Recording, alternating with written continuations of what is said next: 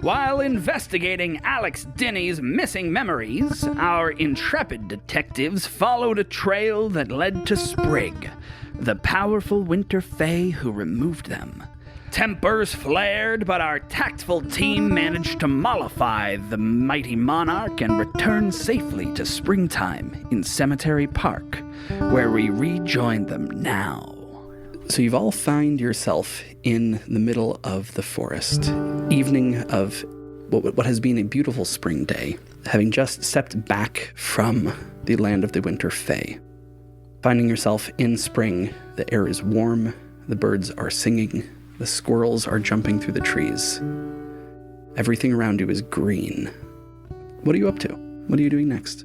Aubrey, do we know no time has passed, right? Did she keep her end of the bargain? Seems like it. The sun is in the same position in the sky? Great. If she hadn't, we would know. She can't break something like that so easily. Well, I don't know about you all, but it seems kind of intense to wipe someone completely from your memory because of a breakup. I mean, we all get it, right? It makes sense to me, anyways. What's next? We follow up on her?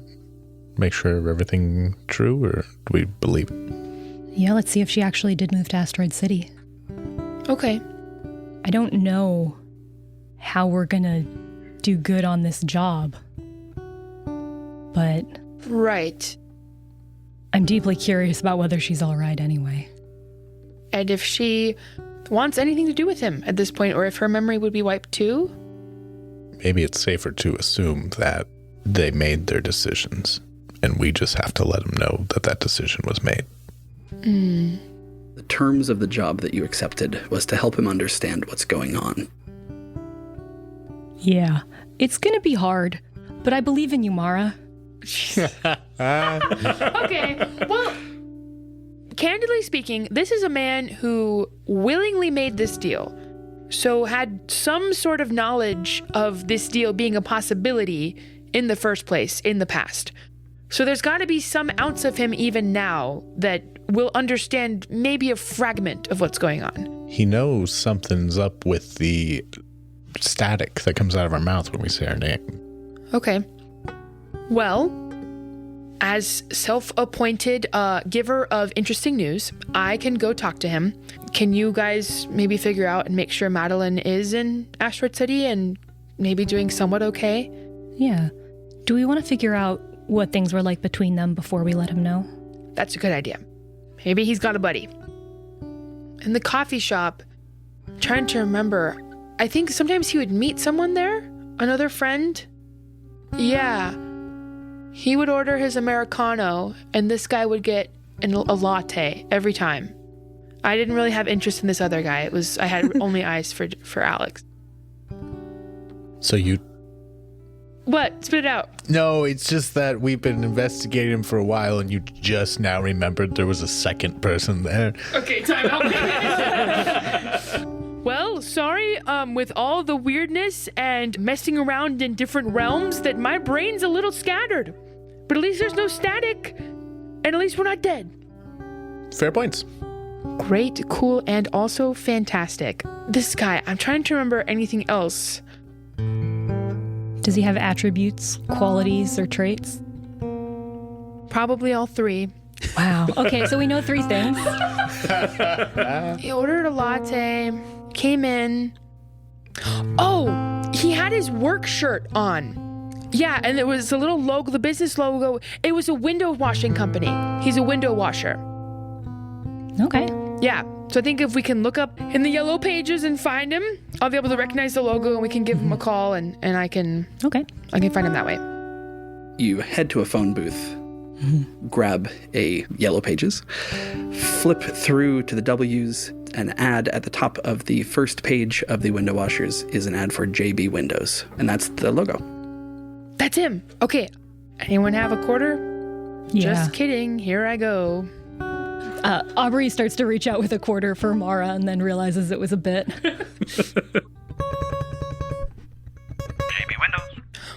Hi, Mr. JB. Is that James? John. John. Well, hello, John. My name is Mara Vertere. I'm calling first to inquire about your business, but two, also to ask about your friend Alex. This might sound a little silly, but we would both frequent the same coffee shop near Cliffside, and I was just wondering, he hired us at Thorne Detective Agency and is going through a bit of a rough patch. Would we be able to talk to you about him and his state at all? Of course. I'll meet you there quicker than a beam of light. The coffee shop? I don't think we named the coffee shop before, and that's what came into my brain right now. That's good. Quicker than a beam of light. That's beautiful. Wonderful. Okay, thank you so much. I'll see you there soon. The coffee's not good, but they make it so quickly. The detail that I remember adding about it last session about this place is like it's the first like third wave coffee shop to hit hit Seattle, so they roast their beans lightly. Yes, the blonde roast. Right? Yeah. I love it. Okay, well, Nothing like coffee in the mid-evening. there's decaf. Yeah. You can get a So matcha. weird. You head over to Greencliff to quicker than a beam of light. You're waiting for maybe 10, 15 minutes. There are a couple of hipster types hanging out, listening to their brand new Walkmen. The door ding-a-lings, and in walks a 5'8", dark brown-haired, goatee-wearing, I'm gonna say dirtbag. Like, this guy looks like someone who would repel Mara. Right? Doesn't look like he would fit in this space. So what does he look like? Exaggerate. More like, what does he smell like? Let me just picture this. Okay. Like unkempt hair. It's long, but not cute long. He's got a shirt with some stains on it. A utility belt. Good for him. Some cargo pants and boots that have seen things that no one should see. And the odor hits you first. So John comes in smelling of cleaning chemicals. He looks around, notices you being sort of the only one who's looking around for someone else there, and comes over to join you. Hey, sorry, it took me a bit to get here. Crazy long workday. Intense workday. Oh my goodness. Well, thank you, John, so much for coming. I'm Mara. These are my friends and partners, Thorne and Aubrey. We're with Thorne Detective Agency. I have a question. What makes a day of window washing particularly hard? Is it the height of the building? Is it the shape of the windows? What's the differentiating? It's usually the wind. Okay. Right? If the wind is up, then you can't feel secure, and the products that you're spraying are getting everywhere. It's lots of extra cleanup, lots of extra work. That makes a lot of sense. Thank you. Speaking of a lack of safety, security, and probably a feeling of losing your balance. Mara laughs nervously at the terrible segue. No, it's a good segue. Great. You're doing You great. got this. John, we wanted to ask about your friend Dinny. Yeah, how do you know him? Well, we don't necessarily. He came into our agency asking about... He came in with some photographs and some weird happenstances that have been occurring lately with photographs with someone that was in them that has since disappeared. Your agency? You're some kind of talent scout? No, detective agency. Thorne Detective Agency. Oh, sorry. It was hard to hear on the phone. It was windy. Oh, that's okay. Hard day at work. Totally understand. So detective. So people will come with different inquiries and mysteries, missing persons cases, smaller issues, larger issues. We're very capable. Yeah, he's been noticing strange things happening in his life, and we're wondering if some of it is maybe a reaction of his to anything going on in his personal life, relationships, things like that. Like a known allergen, you know? He came to you for help. He did, very genuinely, not having any clue what was going on, although we now have reason to believe it could be in relation to a recent divorce involving someone named Madeline. Yeah, I mean, he took the divorce super hard. Really? Yeah. I mean, he was... Man, I have never met a man so invested in making his relationship work, right? He was going out to Asteroid City to be with her. I She was not reciprocating, right? He was doing his best. Okay. Even saw, what do you call it, a head shrinker, psychotherapist. Psychiatrist? I don't know. One of them. He was doing his level best to make it work. And when it didn't, he took it hard. But, I mean, he asked me not to talk about her, you know. It just wanted to move on completely. And so, you know, ever since the New Year's, I just never talked to him about it. Do you talk to him about other stuff? Of course, for butts, yeah. Okay. What happened on New Year's? You went out to visit her, and that's when she ended things. Oh. Right? New Year's is when the paper's finalized. Oh, I see. He was out there last summer a couple of times, and he kept thinking she was going to come back, or she was going to take him back. Yeah. Papers showed up. He signed them right away. We had a hell of a night. But you don't want to hear about that. It's just, you know, you don't always get blotto when you're in your 30s, right? But we went pretty hard on New Year's. By the end of the night, we was making promises to each other. He's, you know, never going to mention her again, that sort of thing. Were you on good terms with her? Do you know if she's doing well? If she's okay? Or... I mean, I'm his friend, Right. to be clear, but she went out there chasing a pretty good opportunity, and she stayed. So, I mean, she must be doing okay. All right. I think even if he doesn't want to talk about it, and he's asked you not to, and you've very thoughtfully chosen to honor that, he could probably do with a little extra support right now. Extra support? Yeah, just from his friends, checking in. I mean, he seems like he's doing great, right? He's been crushing it at work. You know, it's marathon time. Excellent. He's living his best life. What don't I know here? Well, to be perfectly clear, it seems as though every time any mention of Madeline comes up, not only is he unable to hear it, but he has no recollection of her.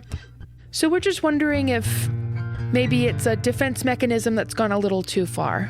That's bananas. Yeah, it is that's bananas. crazy, right? It is bananas. It's so weird. You know what? I mean, it's bananas that you expect me to believe you. Yeah. No, it's wild. I agree. We're all just been drinking a little bit too much coffee. A little too many on the beans today, right? Exnay, the fairy. Wasn't gonna mention that explicitly. All I'm saying is that I've read a few psychology books in my day, and it seems that sometimes when the pain is too much, someone will just subconsciously, as a defense mechanism from all the negative emotions you said your friend was experiencing, it appears as if they have no memory of this person because it's easier than dealing with the emotional distress. It's surprisingly common. Oh, you meant mumbo jumbo, not like magic stuff. Yes, I mean science. What? Who cares, right? Mara punches John's arm playfully and it is not received well. So you're trying to help him with something? He came to us for help, to be very clear. No, I understand. I'm just trying to figure out the angle on your scam right now. You know, because Scam? it's clear. Yeah, I mean, you're digging into his personal life so you can blackmail him or something. Oh, that's a What? That's a wild accusation. If anything's bananas. Hey, I don't think I would like to speak with you anymore. I do not trust you. That's fine, as long as you can be there for your friend. That's what's important to us. And also, putting our little coffees in cups to go. Thank you so much for your time. I go and I try to find a little to-go cup to pour my coffee into. Always there for my friend, been there for him every single... Did you know about the nosebleeds and the headache and the sleeping for several hours a day? What now? Your friend, he's not well. I mean, we've been around him very little, and we could see that pretty plainly. He's a little sickly. Looks fine to me. All right, well, how often you guys bring up Madeline? How much you talk about his emotions? You have a lot of friends with men? No. I do. understand that it's uncomfortable. I really do. And I would like to add some charm to this right now. A little bit of charm, just seal this up a little bit. Why not? And just what I'm trying to do here is damage control. Also, Mara has never had someone who's in this direct opposition to her give her this much disrespect before, and she hates it. Hates it. So I would like to maybe soothe, try a softer touch, maybe a little bit of flattery, maybe swallow her ego flirtatious little bit to get him to smile and leave. All right. Yeah. So this is nothing on the spooky side, just verbal jujitsu. Just straight up hoping the charms of her being regular good social skills. Yes, objectively attractive young woman will work on this man. Yeah. You're going to be rolling against 2 purple and 1 black. Oh, okay. Yeah, Aubrey, meanwhile, when someone doesn't believe what she's saying and is getting hostile, has just left the situation and is trying to take the little mugs and pour everyone's drinks into different to-go cups, and then realizes that she didn't label which one is which and is just fumbling around way on the other side of the coffee shop. Bum, bum, bum. Oh, yeah. That's the 3 successes, looks like. Success. Yeah, the threats and advantages All cancel out. So 3 successes. So, I would like to maybe put my hand on his shoulder and maybe on his goatee and just look at him and say, I know it can be really difficult. Look, I've been there for him through the good times. I've been there for him through the bad times. Okay. He asked me not to bring her up. I've done that. We still play squash almost every week. That's so sweet. Look, all I'm saying is you don't need to come in here and tell me how to be a friend to my friend, okay? Okay. I apologize that I spoke harshly to you. I believe that you are not scammers. I believe that you are just deluded, because the things that you are saying are, frankly, impossible. So, I bid you all a wonderful evening. Goodbye. God, I hate that guy. Men. It's so true. So I have 2 cups that we can take, and I put different combinations of our drinks into both of. That's what they had left. It's the end of the day. So you can each have a coffee and a half. I'm really regretting getting a matcha. Yeah, you've got matcha in my Americano. It's what they had left. Okay, well, thanks, Aubrey. So that was interesting. At least we didn't make a new enemy, but now I know to not say anything as thinly veiled as I think it may be to anyone, really. I think if you challenge someone's worldview too much, it's really easy for them to just turn against what they don't understand. And it's putting a lot of pressure on someone to expect them to get on board so quickly. Yeah. But it seems like he cares, and that's good. And I don't know if bringing up the name would do a lot of good right now, given what happened when we did it. Is there anything left we can do? Help him sell her stuff. Buy new furniture. Yeah, I think we figure out what we're going to say to him. What we can say to him that would help. Repaint his walls. Well, there's folks that specialize in those fields. You can have a garage sale and buy some paint. I just don't want to do too much damage and then have him keep coming back with the same issue. And or wander back in the fairy ring. Right. Is there any way we can destroy the portal, doorway? We shouldn't do that. I'm imagining that this conversation has sort of carried us in the car sort of towards into the office and then maybe into the next morning, and we're like standing in front of his house debating what we're going to say. You know we can't say something, so let that be enough. Move on. What do you mean? I'm just working through what we can say to him. Because how did he even... Aubrey, do you think he stumbled on the fairy ring purposefully or accidentally? I think it was probably by accident. It was on his running path. Okay, so this was not a premeditated thing that he knew about the possibility of this happening. He might have, but... all of that's probably You gone might now. not anymore. Yeah. Okay. Just explain he made a choice. And these are the consequences. Well, wait a minute. There's a lot of these movies about amnesia, right? An amnesia movie? An amnesia movie song?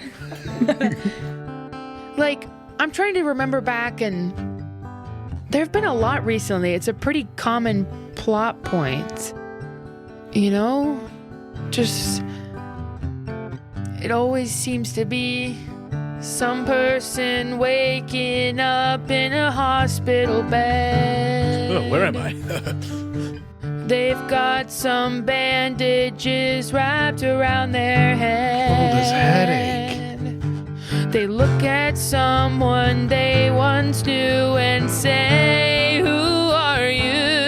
My phone background? They look at someone that they love and have nothing to be sure of. Why am I crying? How do you go on when your memories are gone? How do you go on when your memories are gone? How do you go on when your memories are gone? How do you go on when your memories are gone? When there's nothing up north in your brain and you feel so insane, you don't know your mother's name or where you've been or where you came from.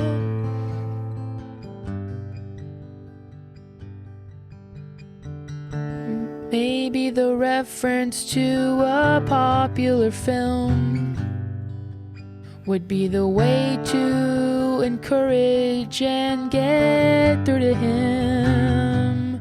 Keep it in world, don't mention the girl. Something we know, something we can digest and not get put to the test. How do you go on when your memories are gone? How do you go on when your memories are gone? How do you go on when your memories are gone? How do you go on?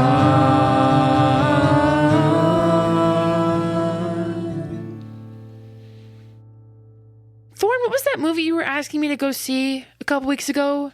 Wolf of Wall Street. That Wait, wasn't it. sorry. The Wall Street, the first one.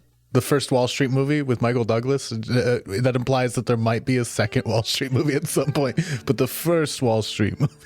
That Oh, one. I remember Forgetting Wall Street. The one about...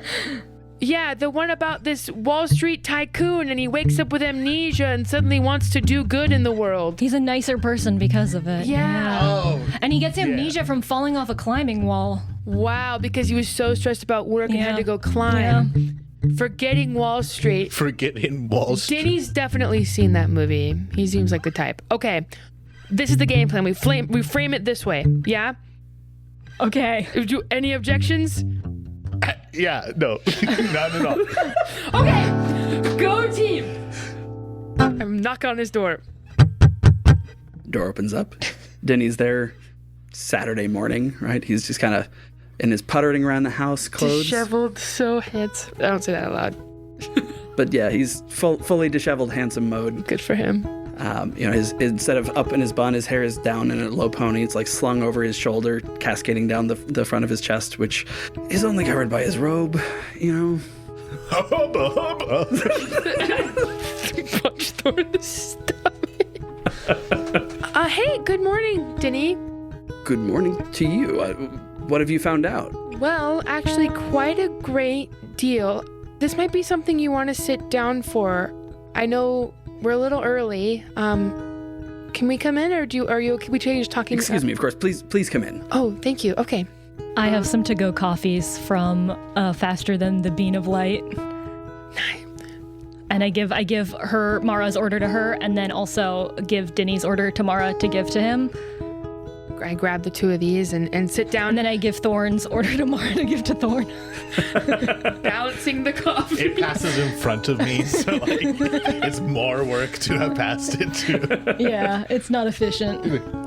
I kind of get it to him, and we come sit, and I put it on the glass countertop, like the table. Yeah. He picks up his coffee, takes a sip, says, "This is my order exactly." What? Is this from quicker? Quicker than the beam of light. Yes. I thought you looked familiar. Mars blush. You go there all the time? This was kind of intuitive. You seemed like an Americano kind of guy, and I'm an Americano kind of gal. Yes, I do go there. Wild. Why? Absolutely wild. What a small town this is. It is. It's teeny tiny. Anyway. Thank you for the coffee. Of course. Speaking of how wild things can be. Things can be so wild and bananas, right? Dinny, have you seen the movie Forgetting Wall Street? With Michael Douglas? Yeah. No, of course. I saw it in the theaters last year. Mm-hmm. That's what made me want to start climbing. Wow. They just made it look so cool. Yeah. Yeah. The arc of that movie is really interesting. I think the plot point and kind of the fact that amnesia is a very real medical phenomenon, too. And also sort of that while he suffered a terrible fall from climbing, that the amnesia that resulted from it eventually allowed him to maybe move on and become like a happier person with a more balanced life. And get really good at running. I'm climbing. He saved so many penguins. So many. Dinny, we're trying That to... was an unexpected twist in that movie. I did not expect that amount of character growth. Michael Douglas doesn't always do character growth. No, he starts out so scummy. Well, Dinny, there's no easy way to say this, but we feel that you may be on a similar kind of Michael Douglas in Forgetting Wall Street journey. We think you may have been forgetting Wall Streeted. You're like Jason Segel in that one movie. Who? He's a baby. Exactly. Just with certain things that we've been able to pin together with your permission, kind of looking around, and we think that you may have suffered a similar experience of amnesia or loss of memory relating to certain things. Have you ever, when you're on your run in the woods, have you ever lost time? No, my pace pretty much gets faster and faster the more I run. Is that what you mean? Like I get slower as I run? I lost time? No, like your pace would be the same, but maybe more time. Like it was later than you expected. Like maybe the math just didn't math. And you see him sort of searching his memories. He squints a little bit. It's like he starts to say something and then shakes his head, dismissing it. Yeah. No, I don't think so. Well, whatever it would be, it would probably be a trauma to the head or an injury or something along the lines that would have caused it, and that resulted in that circumstance or that occurrence would have been erased from your memory as well. Super quick timeout. Do we know, well, I guess table talk. Do we know the Fae's name? Or what we were calling them? Sprig. Sprig is the name we had. Yeah. I think that's a tool in our belt to use here. Don't want to... Well, I just don't think I don't think he remembers. Like, I don't know what we have to gain from pushing him on it. But... Oh, sorry, Aubrey, there's a sprig of, like, leaves in your boot. Let me grab that for you. As you say, Sprig, his head snaps towards Mara. What did you say? Oh, there was just something in Aubrey's boot. I didn't want it to get on your carpets. I'm a gardener. There's a lot of sprigs in my boots. Interesting.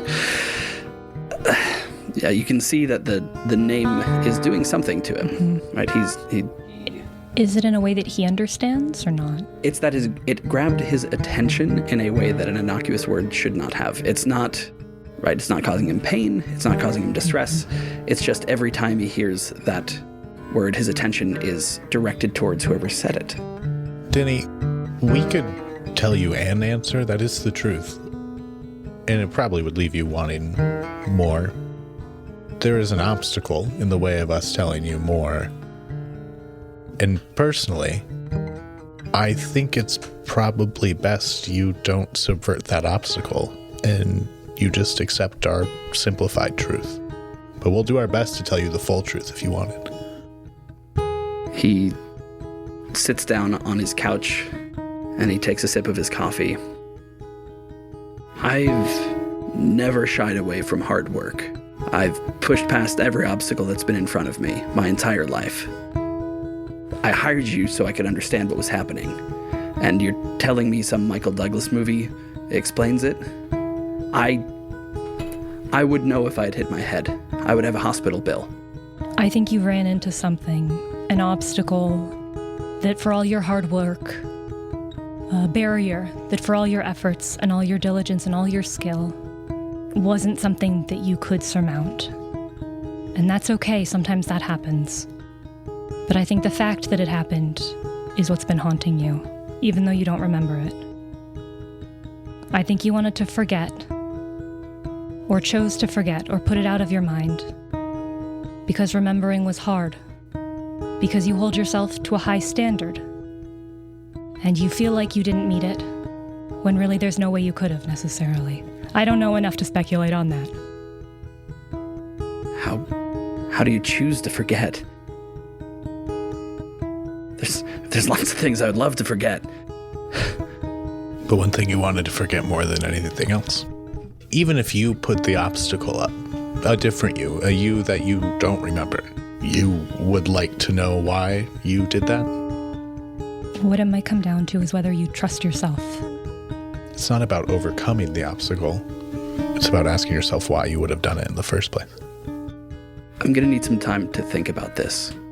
Can I meet you at your office in a few days? Yeah. Yes, please, do whatever you need. We won't bother you anymore. It's no bother. I just have a decision I didn't know I needed to make, and I'd like to think them through. And Sure. on our way out, Thorne Investigations be gone. Just 3 people that have gotten to know you the past couple of days.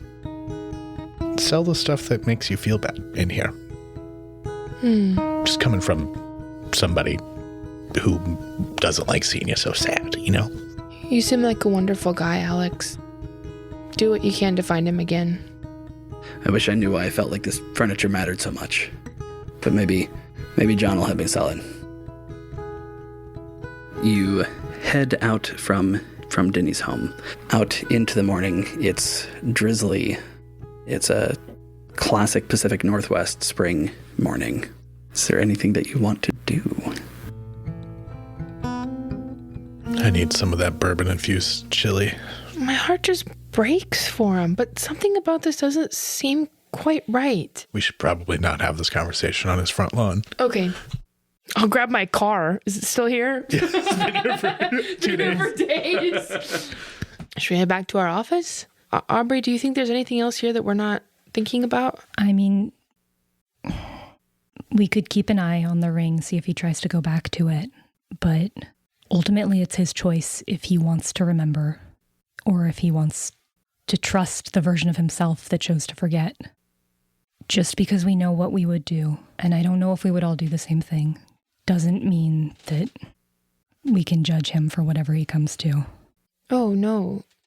Of course not. He just said he had a choice to make. Yeah, that's why I think we should keep eyes on the ring. Yeah. Just in case. I mean, choice could be just as simple as trusting himself or ripping the scab off. Yeah. Okay. But we may have activated some memories with the Sprig comments. Yeah, that didn't send me into like internal damnation, did it? No. Mentioning that name? Okay, cool. Straight to hell. So I guess short answer, no. To the pavili? Get some chili? You get some chili at the pavilion. A few days pass. Do we get the mail from Poppy? Yeah. A few days pass. A manila envelope arrives in the mail, including some photos from the event. This was an event at Bronco Tower, up in the greenhouse space at the top of the tower. So cool. Would Mara have ever been up in that tower? Probably for a fundraiser? Yes, definitely. Yeah. Actually, would either of you have ever been up in the top of Bronco Tower? Probably not, but I've definitely read about it and looked at photos in the newspaper. And asked Mara all about it. I've probably done contracting work for the Broncos, but maybe not Poppy directly. So, yeah, we'll say yeah. Been here running investigation at a party once or something. Then you see a familiar space with photographs being taken by someone who is good at capturing intimate, candid moments. You see Alex dancing with his wife. You see the two of them sitting at a table together. You see Alex delivering words as he is up at a podium. It's good work. Really lovely photos. Was there a particular detail you were hoping to find? Alex dancing with his wife? Yeah. So we've got that when he shows up? So you have that. You have the photo that she took that you had developed at the drugstore. That was of the two of them in a mirror. How are they looking at each other in the photos? When they're dancing, they seem happy. In the other photo, it seems like he's distracted. Like she's facing the mirror, capturing the photo. He's looking off to his left, away from her. Is there anything else you'd like to do? Or would you like to skip forward in time till where Dinny drops into your office? I have something I'd like to do. What's that? There was a windstorm in the yard of one of the houses where I worked, and it blew a tree over, and so I've been sort of cutting it down into firewood. And from doing some reading about some of the storm spirits, I know that one of the things that they do is that they collect firewood in order to keep warm. And so I want to take some of the split logs, and even though it's out of season, I want to try to mull a little bit of cider on the stove in my apartment and pour it into one of the to-go cups of coffee. I pour out the coffee first, don't worry. There's only one drink in this now. And take them to the fairy ring in the woods to see if it's still there. I don't know if I'm hoping that it's still there or that it's gone. I don't know what to expect.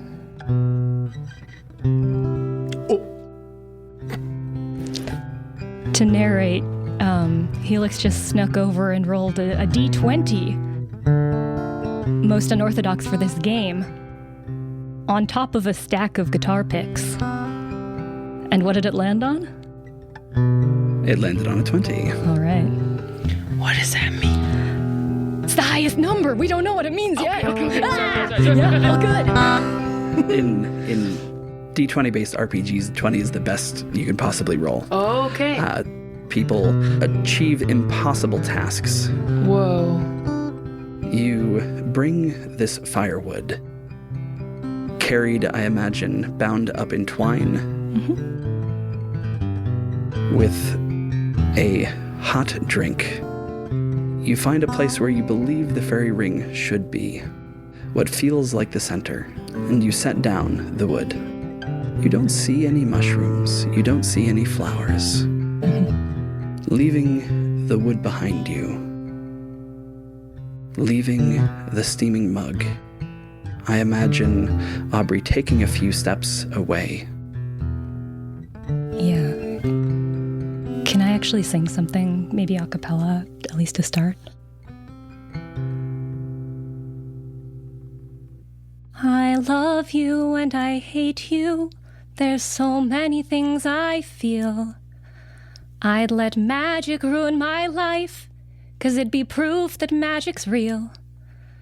But the reason I'm not ruined, in the world nor in the wild, is that part of me will always be a desperate child. You hear the song echoing through the wood.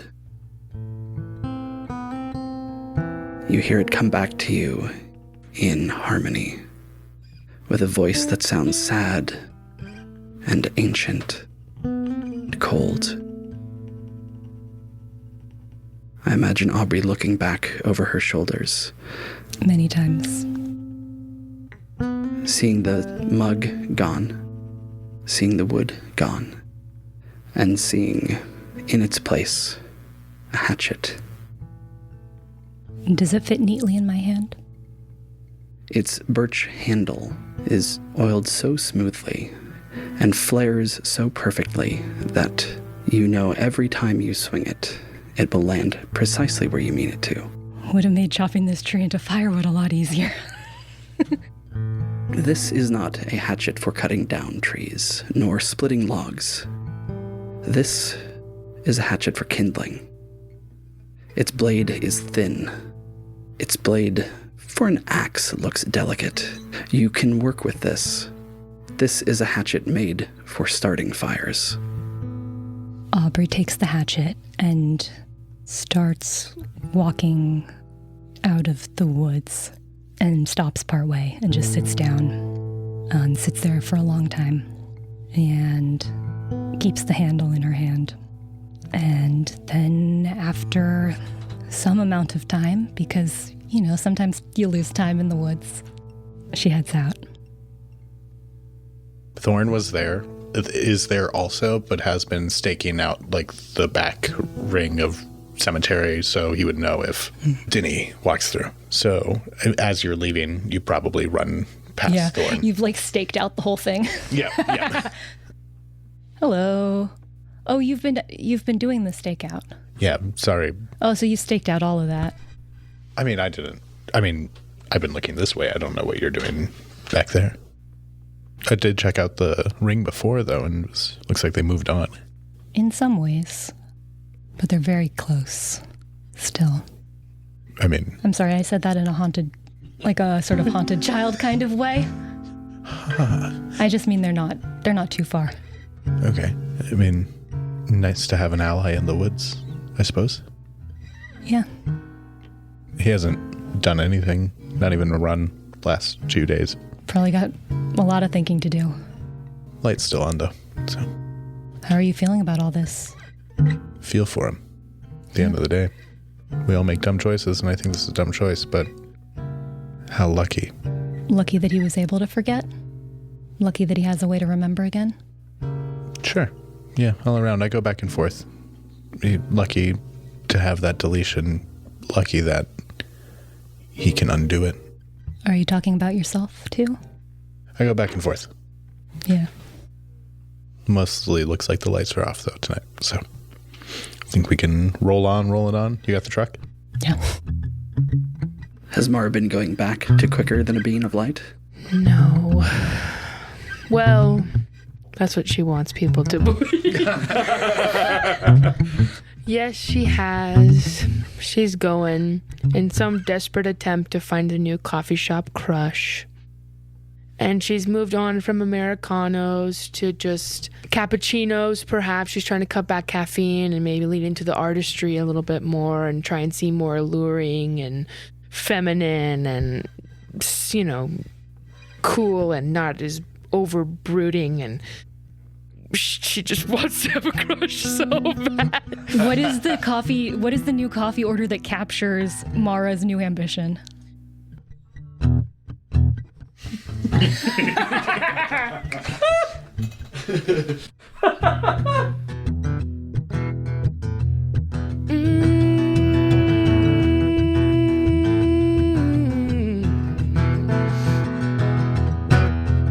If you order a light roast, you know how it goes.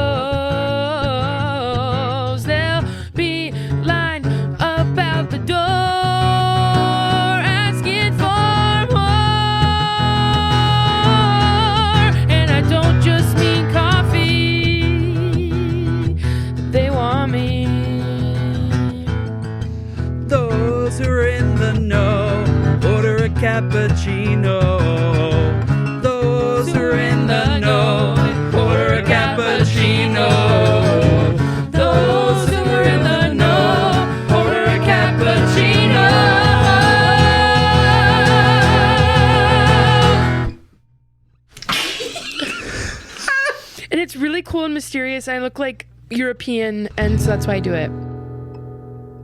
So yeah, I'm there. I'm ordering my cappuccino, and I pronounce it so perfectly. I don't even stutter when I'm asking for it. Just hoping one day I'll be able to say, "Due cappuccino, por favore." As you're ordering this is Wednesday. Okay. Right? The encounter at Denny's home. At Denny's home was on Saturday. Okay. Saturday morning. Wednesday, you order a cappuccino. When the coffee you own has equal parts liquid and foam cappuccino. And I tip. So here's the thing. You order it. The gal behind the counter, who is Pixie Dream Girl to a T, right? She is short, compact. Her hair is bright electric orange. Says, "Oh, I got you." And they were friends. Gives it to you on the house.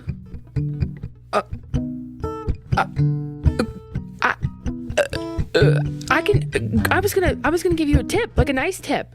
Okay, you still can. Okay.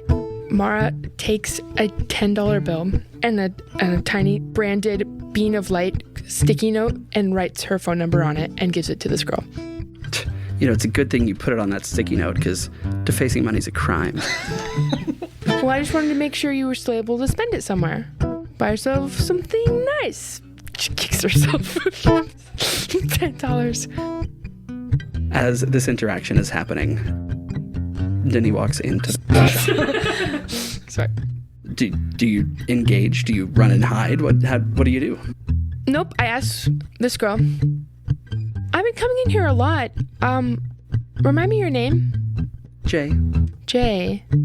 I'm Like Mara. the bird. Like the bird. Not the letter, just to be clear. Right. Everyone gets it wrong. But I don't want you saying my name wrong. Well, Jay, as much as I love your coffee shop, I'd love to meet up with you somewhere else. You know, if there's no customers and barista anti-dating protocols.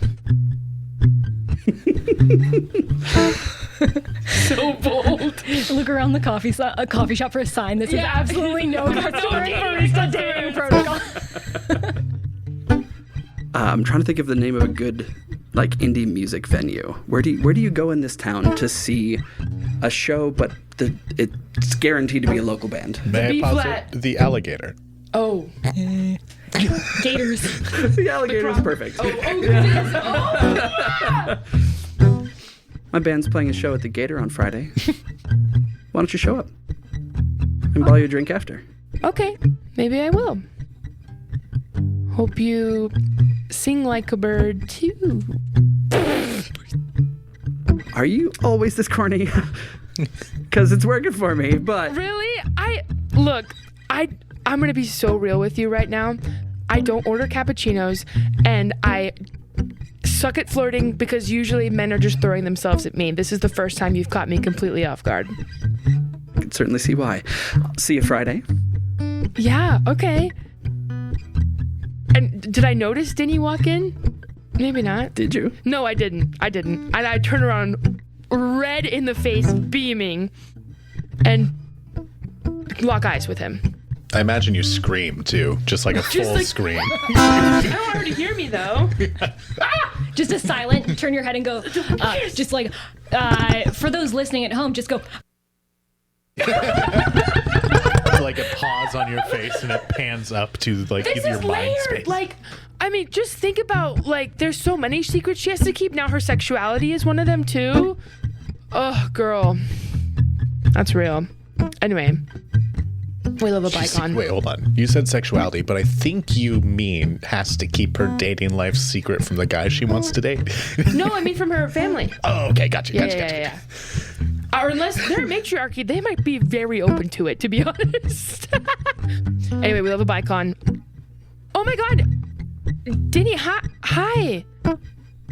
Mara, it's good to see you. Yeah, good to see you too. Sorry, I'm a little bit flustered. Right, yes, this obviously is where I remembered you from. Yes. Okay. Sorry. Yeah.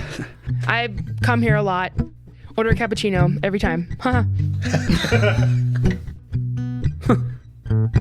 Been thinking about trying a cortado myself. Just try something new. Yeah. Yeah. Very refined. Good for you. Thank you. Well, hey, I don't want to overstep at all, so I'll just let you get your coffee and go along with your day. Okay. Are your associates going to be at your office later today? Oh, I'm heading back there now. Yeah. Maybe I'll just follow you over. Okay, sounds good. Take your time. 2 wins, baby! Only good news. It's just another coffee shop crush. Yes! Mars got a girlfriend. Who knows? Dinny arrives at the Thorne Investigations office over the chili pavilion not long after Mara herself arrives. He sets down his now empty to-go cup of coffee and pulls out his briefcase. Pull out a briefcase. Where was it? He takes a suitcase, a big luggage, and he opens it, and there's a briefcase inside. And he opens that, and there's a little purse, and in that is a small little sort of like coin purse thing, a little coin holder. Walking with a briefcase or like a rolling luggage adds so much context to the walkover from all the light you can see or whatever, the coffee shop to the chili pavilion, just dragging the rolling luggage. The entire. I did not want to give him a ride in the Porsche. This is why I can never comment on missteps, because then there's too much funny stuff that happens after for me to edit out later. Oh no. Dinny arrives, sets down his cup of coffee, sets his briefcase on the desk, sort of pushing the trailing tendrils of Apothos out of the way just a little bit as he does. And he flips it open and he says, I have to thank you. You were all very kind to me. I'm taking your advice and trusting myself. And I would like you to have this.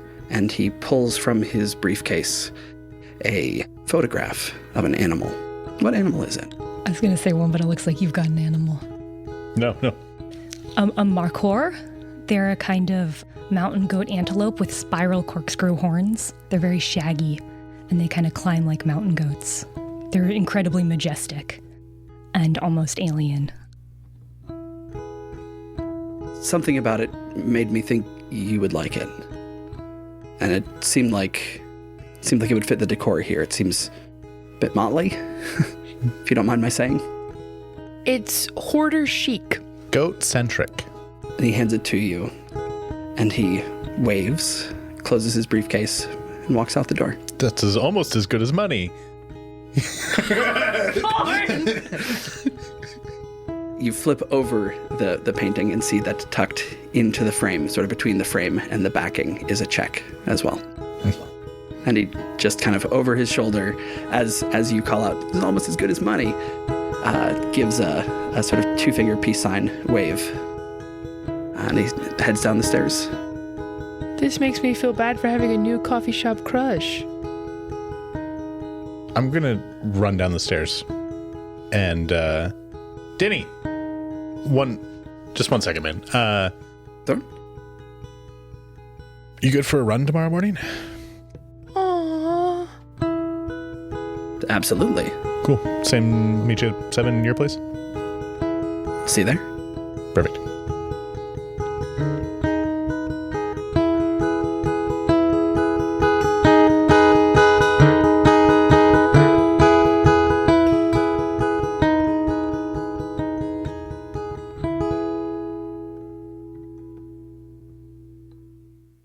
Thanks for joining us for this RPG Major Mystery. Telling these stories means a lot to us. If it means something to you, or if you just enjoy it, please help us out by leaving us a review on Apple Podcast or whatever platform lets you leave a review. And tell a friend, or all your friends. Or make a billboard with a QR code linked to our podcast feed. Mara Vertere is played by unrivaled vocalist Lauren Drake. You can find her in scripted productions around Seattle and performing with Jet City Improv and musical improv team We Have Some Notes. Find her on socials at La La Drake. Aubrey Stump is played by loquacious lyricist Camilla Franklin. Find her performing around Seattle with musical improv team Fancy Cafeteria and on Instagram at Camilla Strader. Thorne is played by peerless performer AJ Krumley. You can find them performing in Seattle at Comedy Sports and with Crooked Street Theatrics and Productions.